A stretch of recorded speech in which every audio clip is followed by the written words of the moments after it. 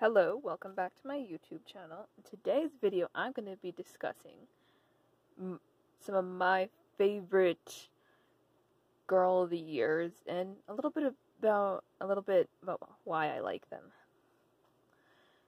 First of all, I think for first and second on this list, I'm going to be tied, but I'm just going to start a little further down with a doll that I like quite a bit. And I'm just gonna Kira. She's one I really enjoyed the story of. And I think Kira just had she wasn't the most visually different or visually appealing maybe, but I really liked Kira's story overall. I thought it was a fun plot line, and believe it or not, I think she's more original than Leah Clark was as a character, so view that how you're going to view it. But I think that Kira's probably close there. And the next, I've sort of struggled with it because I like all of these girl of the years quite a bit. But I decided to put Maricel Luna as the next doll. So, Girl of the Year 2005. She's a doll that's the first doll of color within the Gaudi line, and she was actually there when it was still called American Girls of Today. Fun little fact. She was the last American Girl Today Girl of the Year, the only 3. Ignore anything dropping in the background. And I like her story. Her fashion is very 2005, but that's not a bad thing, nor a good thing necessarily. Do you like 2005 fashion? Great. If you don't, well, this doll aids like 2005 fashion in that regard. I think she did the most original plotline regarding dance. She would have benefited personally from a larger collection as a doll, but she's a really cute cat, so I mean, I'm not complaining. For our number 3 position, I will be putting Miss Corinne. Yes, Corinne is on there. Corinne Tan is also one that I found the story quite engaging on, and relatively relatable. I'm Hispanic, I'm not Asian, but I have been discriminated against and called rude names before in a similar manner, so I can relate to that on a personal level. Yeah, I also really just like seeing different cultures, and I was really happy after about 11 years, I believe, we finally had another Asian Girl of the Year. And from what we can tell, from what I know, she's completely Asian, which is the Girl of the Year line's never done a completely Asian Girl of the Year before. Her little sister's absolutely adorable. We love Gwen. I like her fashion, too. I plan on finishing out her collection like I did to my other dolls, like other Girl of the Years I have.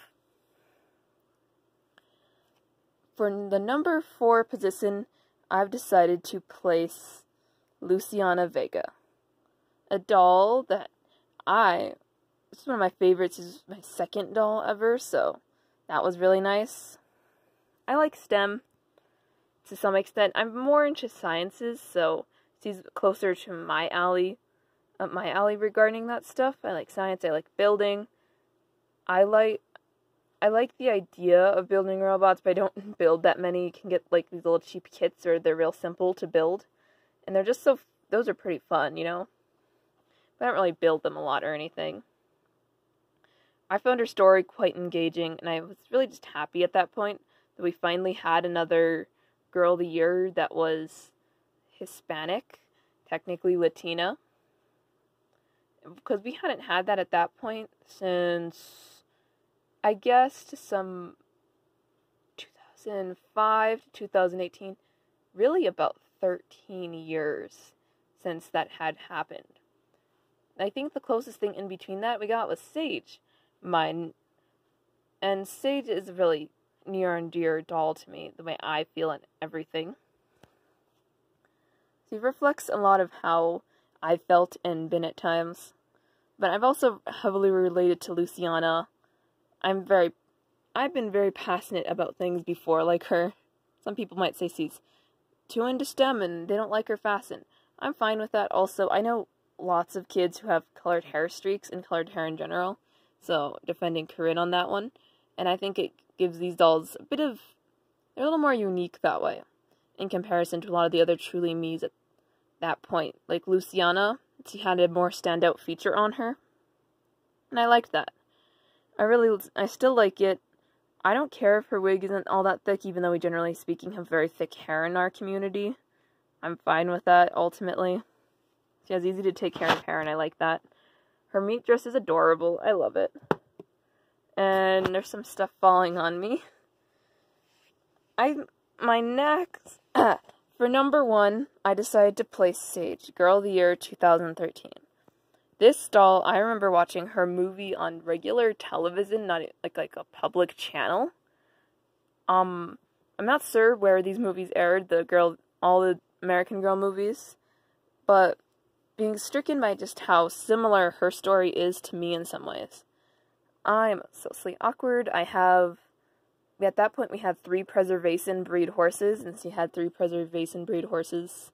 Basically just a fancy word for horse breeds that aren't as common as they used to be in their pure form.